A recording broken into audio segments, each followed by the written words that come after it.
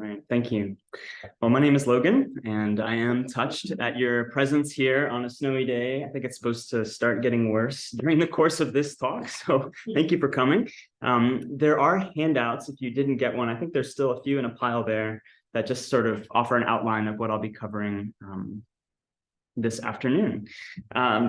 The title I've given this is Human Rights in the Latin American Tradition, and I'm framing this as a dialogue between John Locke and Bartolomé de Las Casas. And this is part of my doctoral work, is on this topic of rights and their emergence in the early modern period.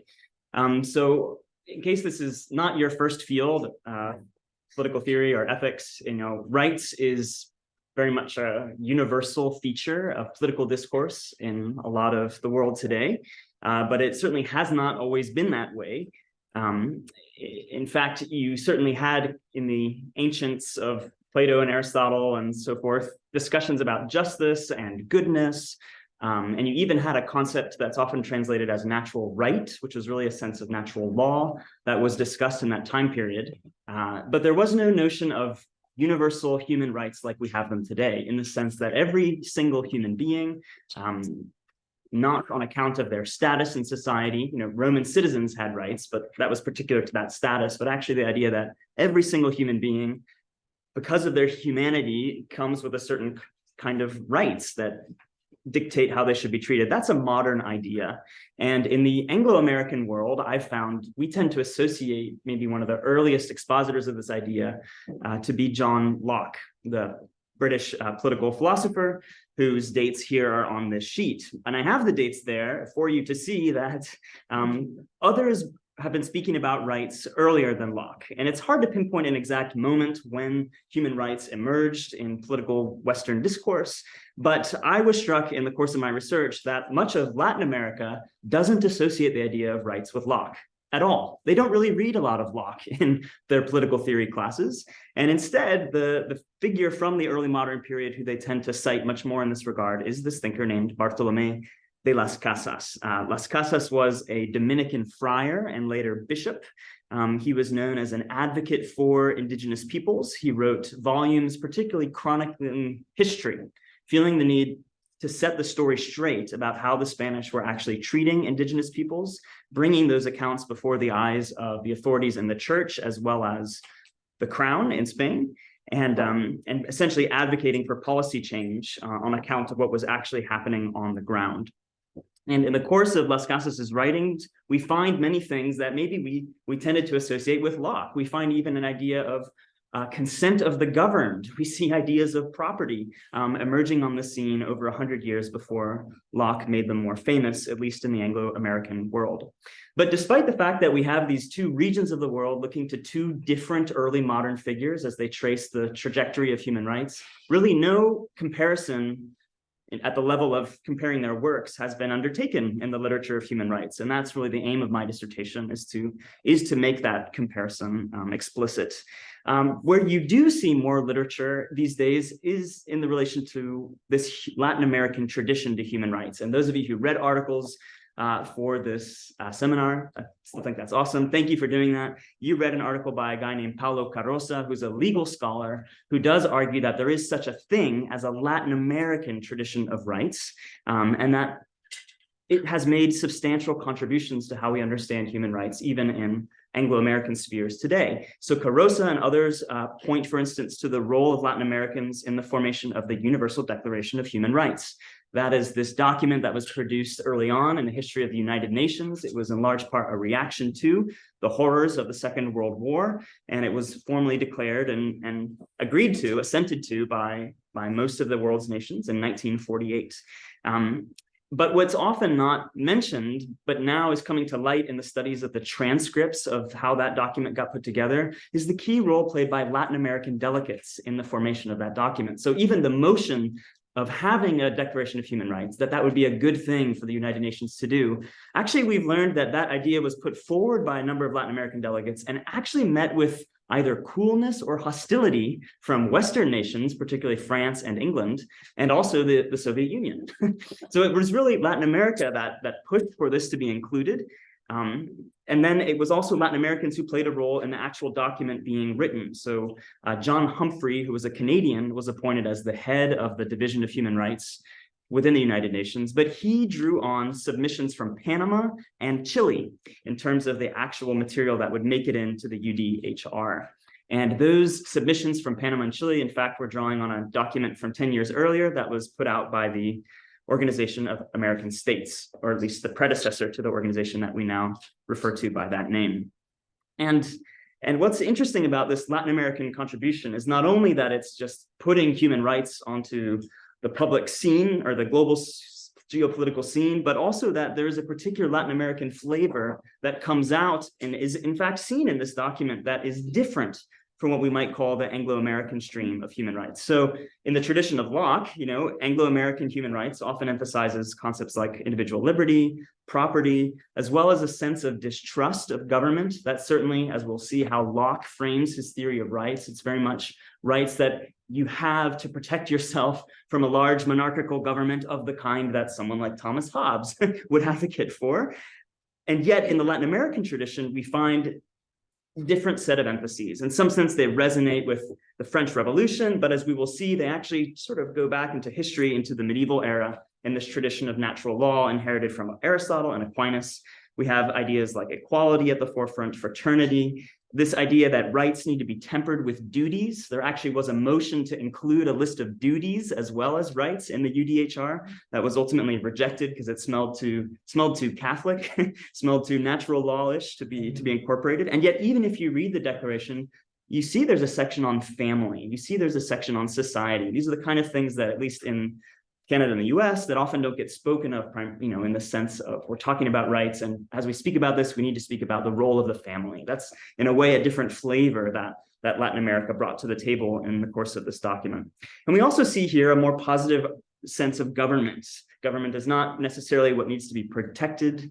We need to be protected from, so much as government needs to be called on to care about the poor, to engage in seeing rights in a positive sense. In other words, not just things that need to be protected, but things that need to be provided. Rights to education, rights to basic welfare, and so forth. And so a number of scholars like Carosa and also Marianne Glendon at Harvard have been talking about how this Latin American contribution actually is not happenstance, but really the product of centuries of reflections on human rights in Latin America. And Marianne Glendon, for instance, calls Latin America the forgotten crucible of the human rights idea. And I like that she uses the word crucible, because if you've read any of Las Casas, you will know that his work evokes the fires in which this language of rights had to be hammered out in the course of the brutal treatment of indigenous peoples, their taking away of their land, taking away of their lives, the torture that was inflicted against them. Las Casas was adamant that, for our age of disinformation and fake news and so forth, Las Casas faced a similar problem, that he needed to go before the Spanish crown to make a historical record of what really was happening. And Las Casas is really, I think, in terms of his genre, a historian. And it's really in the course of his historical writings that we do see, though, this early idea of rights that's elaborated, but it's forged in the crucible of those rights being taken away. And when we come to Locke, we'll see that there's actually a sort of similarity here, in the sense that Locke was also responding to religious violence in his own context, as after the Reformation, you had certain countries swapping monarchs, and this is most evident in England, between Catholics and Protestants, and killing one another on account of that. It's interesting that the idea of rights as we have it today, both in Latin America and in the Anglo-American tradition, really grew out of contexts, paradoxically, where those rights were taken away.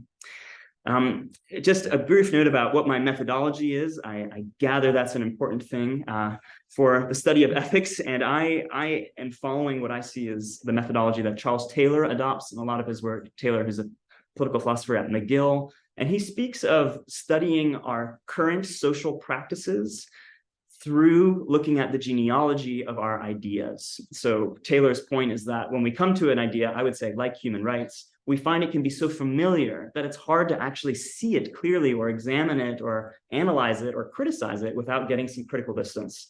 And so Taylor calls us to look back at the history of our ideas, to see where they came from, and to sort of go back to where they first emerged, And at those early points, to not be snobbish about them being so old and we now know better, but actually to use that history to help us see, we haven't always thought the way we do now.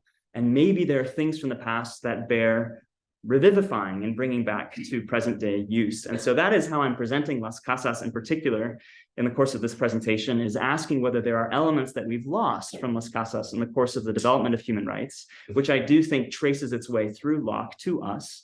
I think maybe there are elements from Las Casas that we could benefit from.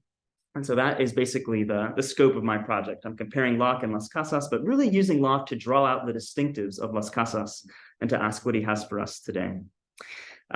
Before we dive into what I've called a dialogue between Locke and Las Casas, which won't be as extensive. I wish we could bring them here and have them debate a whole number of topics.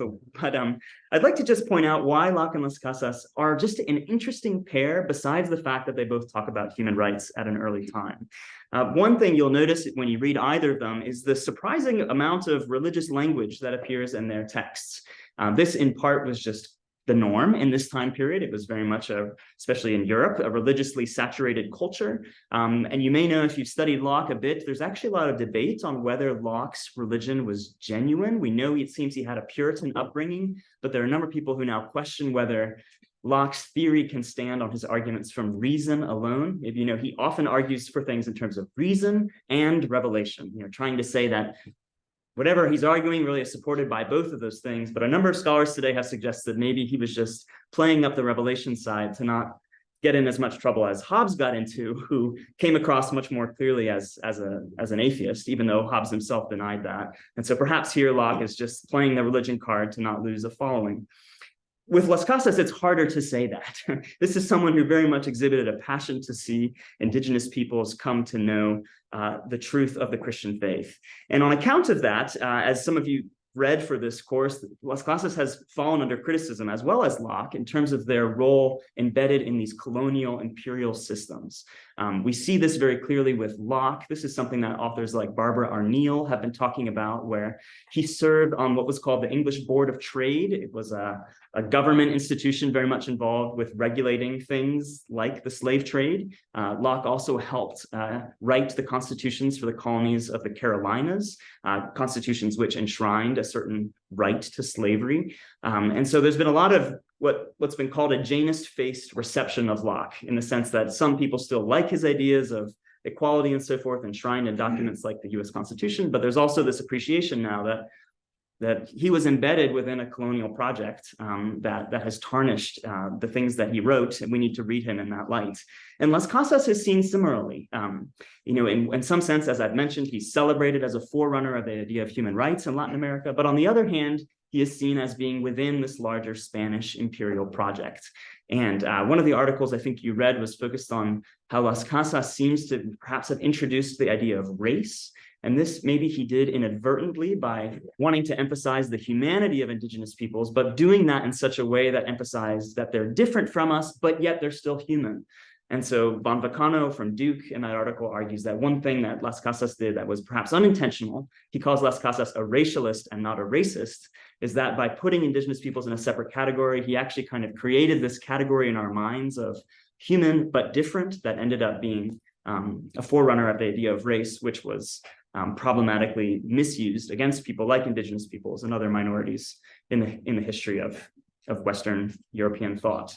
But Las Casas has also been pointed out, as we mentioned, with his zeal for evangelism, as simply what another scholar of Las Casas named Daniel Castro calls a benevolent face of Spanish imperialism, which is this sense that just what the Spanish were doing, taking away lands, though Las Casas was critical of that, he in a sense was doing spiritually. He was trying to impose what he felt was the absolute objective truth regarding God and the Christian faith and impose that on other people. And so in that sense, Las Casas is seen, like Locke, as part of these colonial projects, and that does help us situate them. But I'm going to point out in the course of my presentation, Las Casas's religious emphasis, in fact, leads us paradoxically in a tolerant direction. We'll talk about that in a moment. And lastly here, I have on this handout that there is a hint of a direct link between Locke and Las Casas. It seems that when they cataloged Locke's library, they found a copy of, I think, the book that you said that you read in your class, which I read, I think, in high school as well, A Brief History of the Destruction of the Indies. I've never seen Locke reference Las Casas explicitly, though I would love to find that. That would be like dissertation gold if I could. But I do very much think, yeah, that's right. I do very much think that Locke was familiar with Las Casas. In general, Las Casas was loved in England because the English loved reading how bad the Spanish had been. And so Las Casas was known as the author of what's sometimes called the Leyenda Negra, the black legend of the awful things the Spanish were doing. And sometimes even today in scholarship, this is sort of seen negatively in the sense that maybe Las Casas and others were exaggerating the extent to which the Spanish were brutalizing Latin America. I, in general, think that that's not the direction we should take with this, though perhaps there are certain exaggerations of figures and that kind of thing in Las Casas's writings. So I do think Locke was familiar with Las Casas. Locke, there's debate on where Locke really gets his ideas from. Some argue he really gets them from Hobbes, and that's really the new thing that happened in the Enlightenment, is there's a break from the natural law tradition. But many others would say actually Locke is reading the Dutchman Hugo Grotius. Grotius was influenced by the scholastic tradition in Spain, what was known as the Salamancan school, with figures like Suarez and Vittoria. These were contemporaries of Las Casas, and certainly were breathing the same air. So maybe there is a link that can be drawn. At the very least, we know that these two figures were pivotal in their own traditions, and in some sense, Locke was aware of Las Casas. All right, that's my introduction. The rest will be a little more focused on these actual texts, and I will not take my full 45 minutes. So do not worry if you need to run for more pizza or run because the snow is getting thicker. In a sense, what I'm going to do in terms of this dialogue, it's going to be very brief and very much risks eliding details in these great thinkers' theories of rights, but I'm just going to focus on what I see as two umbrella concepts that factor prominently in each of their theories of rights. So I'm beginning with Locke here. And what I'm going to argue is at the heart of Locke's theory of rights, which I do think is carried forward in the Anglo-American tradition, is this idea of property. When we hear that word, we tend to associate that with land or possessions, but it's good to recall that for Locke, this was a broader term, something that we get closer to with like the French word propre, in the sense that it's something that's your own. We have this in Spanish as well with propio, something that is, of course, fully your own. And for Locke, this began very much at the level of the human person. If we knew that anything was our own, it certainly is ourselves. And so we see in Locke very much a right to self, a right to bodily integrity, a right to life. But what Locke is famous for is how he translates that right to self to a right to property in the sense of land. And maybe when you read in your intro to political theory class, you read Locke, you remember his theory of property where he speaks of mixing in your labor with what God has created in common to make it your own. I see some nods in the room. You've been put through that experience of reading Locke's second treatise on government. So Locke, again, the religion comes in here. He would say all of creation is given to us in common, but how exactly can you appropriate what is common to yourself? So he gives the example of a man who wants to take up an acorn. I think he wants to eat the acorn, which I've always struck me as a bit weird. I don't know, he could have chosen a more appetizing fruit, but on what grounds would Locke say he can eat the acorn if it's given in common? Well, the act of picking it up, that's what makes the acorn your own. And so that is how we get this idea of property. And I'm just going to read this quote here on the handout where he explains how this works and in a sense what it means for lands that he would consider undeveloped, which will have implications when we think about colonialism and Locke. Locke says, "He who appropriates land to himself by his labor does not lessen but increases the common stock of mankind. For the provisions serving to the support of human life produced by 1 acre of enclosed and cultivated land are, to speak much within compass, 10 times more than those which are yielded by an acre of land of an equal richness lying waste in common." So Locke would say that when you work the land, not only does it become your own because it was given in common, but your work, your labor mixes in some of yourself with it, and that makes it yours. It also is a good thing because it makes the land more productive. But you can see how, read through the lens of colonialism, this can be used to justify basically seeing indigenous peoples as wasting their land, and in fact, seeing them as less virtuous as settlers who would come in and develop the land in a more fruitful way. And so here we see this idea of right to land, which is appropriated by labor through this notion of property, which is central to Locke's thinking. But another realm that property touches, I'm going to argue, is in this area of beliefs and religious freedom. And this has been termed, well, I should first say that Locke has a way, he's always arguing reason and revelation here. So he has a way setting reason aside to justify how beliefs also should be protected. So he would say, just as your labor is your own, so also your convictions about the things most sacred to you, certainly regarding the divine, regarding right and wrong to an extent, those views are yours. And so therefore property extends in terms of one's ownness, extends also to your beliefs. That's one way he sort of advocates for a right to religious freedom. But we also see here, he has a way of justifying this that could be put in terms of revelation. And here I'm using this phrase called evangelical toleration. And if you have been around the Center for Ethics for a while, you will know, I was amazed to discover in 2015, there was an Ethics at Noonish presentation on this topic by the originator of this idea. Her name is Teresa Bejan. She was a postdoctoral fellow here at the time, and she now has a position at Oxford. But she advocated this idea, and she was primarily looking at a thinker named Roger Williams, who was a figure from about 100 years after Locke in the American colonies, who was advocating for tolerance, but doing it in a very Christian way on the basis of evangelism. That's what the root word there that Bejan has in mind when she speaks of evangelical toleration. In other words, it's a way of early modern toleration. It was quite common at the time. We will see it in Las Casas as well, that basically justifies itself on the grounds of effective evangelism. And we'll come to that at greater depth when we get to Las Casas and the paradoxes that are involved there. But notice here that this does show up even in Locke. So here's a line from his letter concerning toleration. Locke writes, "The toleration of those that differ from others in matters of religion is so agreeable to the gospel of Jesus Christ and to the genuine reason of mankind."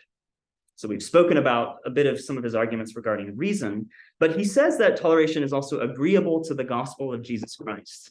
And here it seems that he means this Christian message, which would be at the heart of evangelism, the message that's to be shared that, as the book of Romans puts it, that while we were still sinners, Christ died for us, that God meets us in our difference, but in a way that actually is a posture of goodness and grace towards us. That idea, really, if that is at the heart of what you believe, Christian, and these were generally Christians in Locke's day, then that should make you a tolerant person. So a basis for toleration on the grounds of what the core of the Christian message was.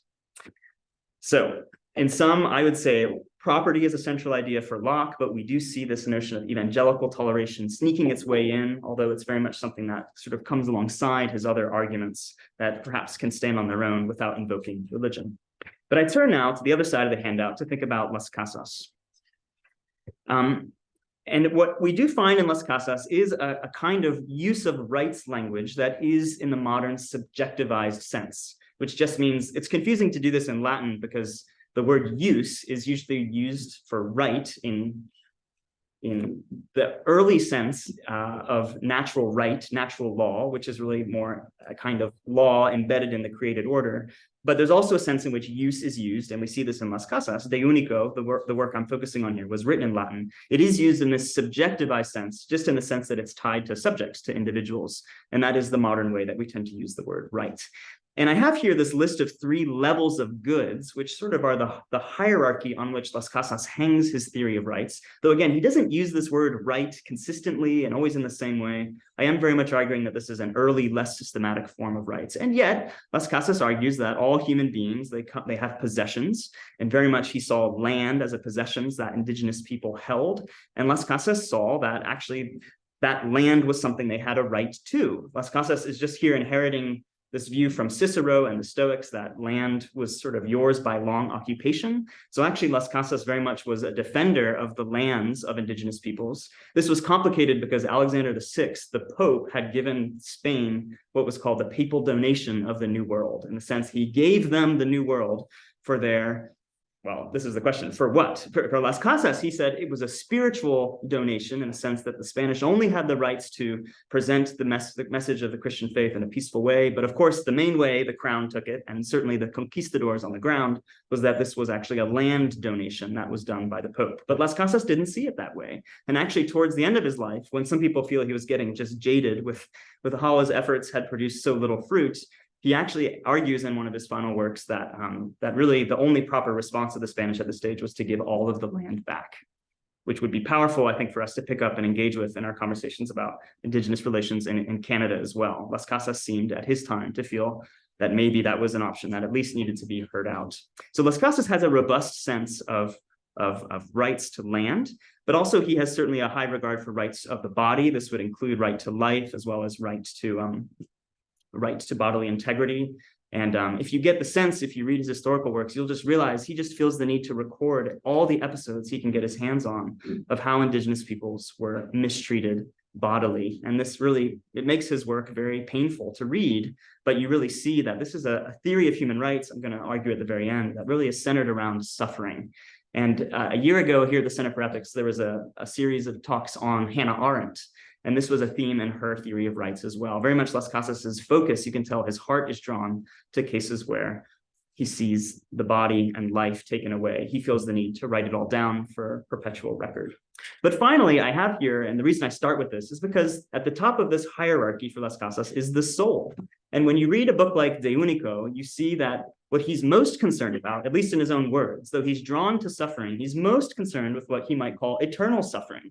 In other words, he's concerned that because like the mistreatment of Indigenous peoples, the taking of their land, the terrible treatment of their bodies and lives, in a sense, is particularly awful because it clouded the way they saw the Christian faith, clouded the way they heard the Christian message. And in a sense, when they were killed without the chance of even hearing it, that was essentially commending their souls to what he felt was hell on account of them never having had the chance to hear the Christian faith. And this really was a chief concern for him. And I argue paradoxically that this kind of drove his theory of rights. So look at the title of this work that I'm focusing on. This is a work with this Latin title, De Unico Vocationis Modo Omnium Gentium Adveram Religionum, with the very modest English translation of on the only way to draw all people to the true faith. And so what this work is, in a sense, is a work of evangelism. It's about practice of how the Christian faith should be shared. And by way of context, it's helpful to know that Las Casas was responding to those like his famous dialogue partner Sepulveda, who he's had this big dialogue with in the 1550s about the humanity of Indigenous peoples. There was a lot of disagreement on, could Indigenous peoples be subjugated, not to be forced to be converted? Even at that time, that idea was not really put forward by many people, but could they be sort of restricted in their movements to one place? Could they be subdued in order to be calm enough to hear the Christian message? And Las Casas argued emphatically no. The primary tool that this was being done through was what was called the encomienda system, which was a way that Spaniards in the New World were given a few indigenous slaves to work a plot of land, but this was ostensibly done for the purpose of evangelism, because you as the landlord would be able to have your slaves there with you every day. You'd be able to share your faith with them. This is the primary instrument of colonialism that Las Casas was most vehemently against. And he argues this in very Christian terms. And I'll just read for you just the opening words to this work, just so you see basically how it is attractive evangelism, and yet that ends up having implications for rights. One way only, of teaching a living faith to everyone, everywhere, always, was set by divine providence, the way that wins the mind with reasons, that wins the will with gentleness, with invitation. It has to fit all people on earth, no distinction made for sect, for error, even for evil. And he goes on to say that this way of gentleness in sharing the Christian faith finds its history in the practice of the patriarchs, in the preaching of Christ, and in the practice of the apostles and church doctors.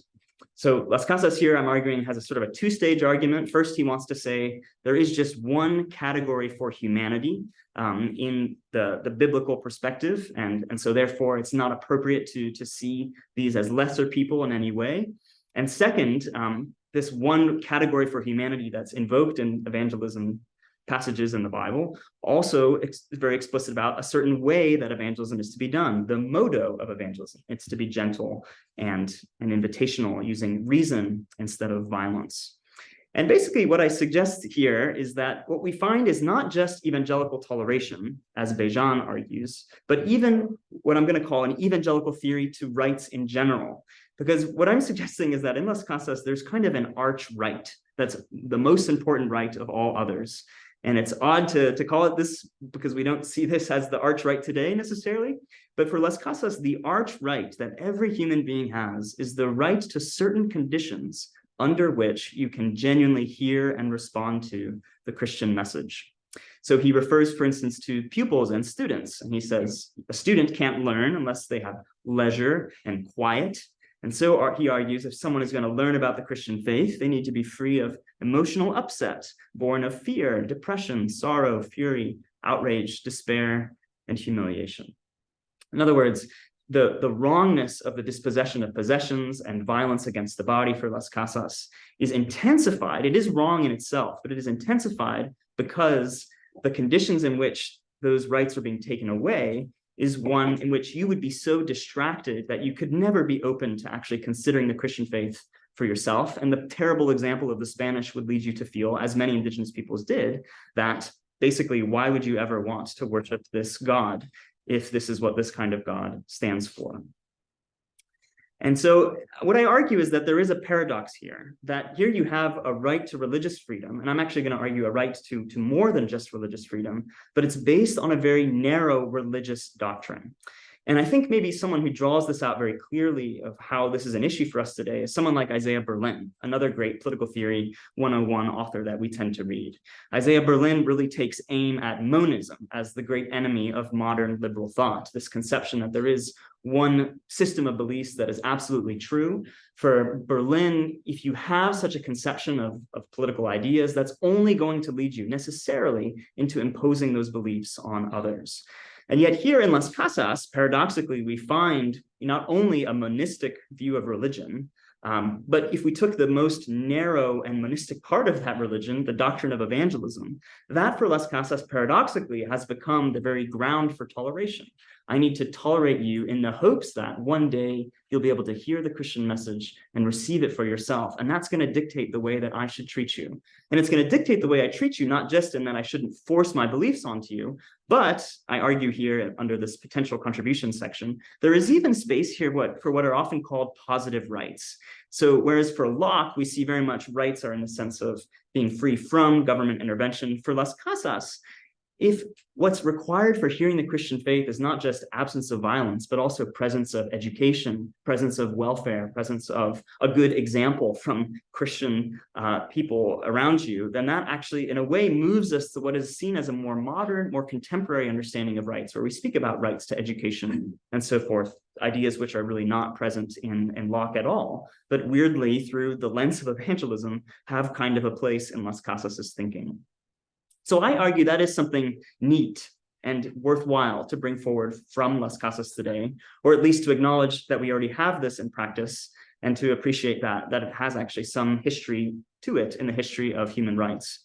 But I also have a few other points here that I think Las Casas offers that are interesting and helpful. One is this notion of a hierarchy of rights.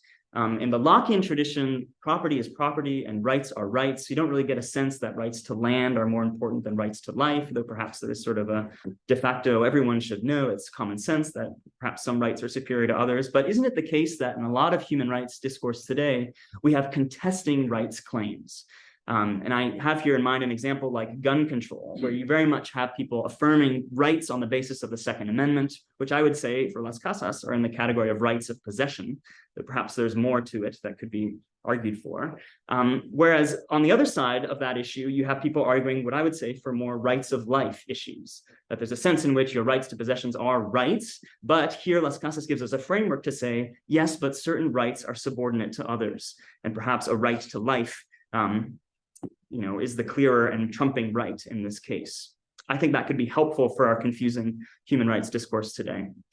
Thirdly, I think that Las Casas does offer a helpful framework for addressing complicity with rights that are violated. So along with these three categories of goods, he also gives this helpful framework for designating perpetrators, designating enablers, designating those who are complicit out of ignorance, and finds a way to allocate different degrees of responsibility and consequences to be distributed along those lines. And so he very much applied this at the level of what the Spanish crown was doing in the New World, and in a sense, their claims to be removed from the worst of the conquistadors, but he was using this framework to actually draw out degrees of complicity that needed to be taken seriously. So I think of issues in our contemporary scene like today, where you have conversations about white privilege and that kind of thing, which are sometimes met with a knee-jerk response to say, well, I am not the worst kind of perpetrator that there have been in the history of Western civilization, and so I'm exempt from accounts of responsibility on account of that.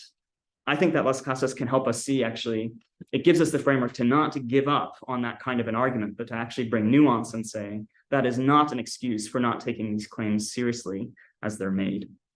And finally, I think there is a centrality of suffering in Las Casas's theory of rights, beginning with the most vulnerable, that I do feel also can be helpful to bring clarity and priority to our contrasting human rights claims of deserving certain kinds of treatment. Las Casas puts at the center of his theory the suffering of those whose suffering often went unvoiced. I think that's helpful to carry forward. But just as we close, maybe I'll just spend 5 minutes on this final section of what maybe is one of the burning questions of you in the room, and I'm eager for all of your thoughts on this presentation, but I'm curious how you take all this religion involved in these theory of rights, and particularly in Las Casas. There's a way, if you've studied especially reception of Locke, you'll know that Leo Strauss and others, even figures like Richard Tuck, have argued that Locke, in a way, necessarily must be a break from the medieval tradition, because they argue rights and toleration, these are essentially Enlightenment ideas. We had to step away from conceptions of absolute truth, of religion, and so forth, in order to be able to get to the place where we could advocate for a genuine kind of toleration.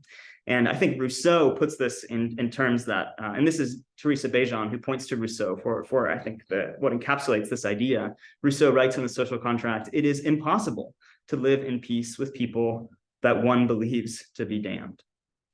And I think that this in a way, I think can help us read Locke and maybe discredit the faith elements if we follow Rousseau's line of reasoning. But it is much more difficult to apply this to Las Casas.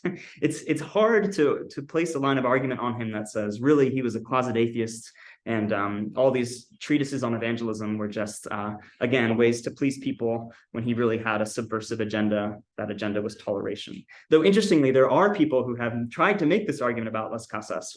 There's a well-known French-Bulgarian author named Tsvetan Todorov, who did write a book on Las Casas, who essentially argues that the openness Las Casas has, particularly at the end of his life, has to be a reflection of him leaving behind his narrow religious beliefs from his earlier days. But Todorov cannot point to anything in Las Casas that actually shows this shift taking place. It's just an assumption that he makes. But I think what I suggest, and what I think, weirdly enough, Nietzsche even suggests, is that this element, this religious element of Las Casas, is something that maybe we cannot simply discredit on the grounds that it's impossibly incompatible with toleration. For Las Casas, as we've seen, at least in his own mind, toleration springs out of religious conviction. It's out of this monistic conviction of the truth of the Christian faith and the way that that's supposed to be spread, that this ethic of what maybe Isaiah Berlin would be forced to admit is an early form of natural, free, or negative liberty.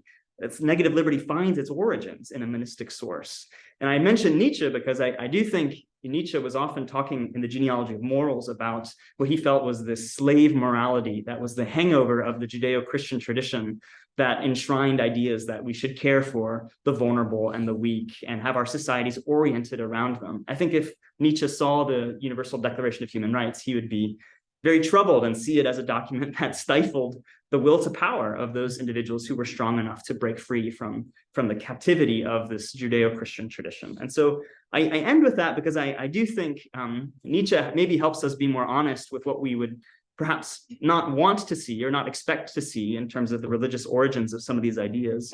But I think it also helps us see that even if we find a religious history to them, that doesn't mean that they are no longer meaningful or useful for human rights discourse and practice today. And I just argue that one of the outcomes I found in Las Casas is he's made me face that reality more directly than I had before. So thanks so much for your attention. And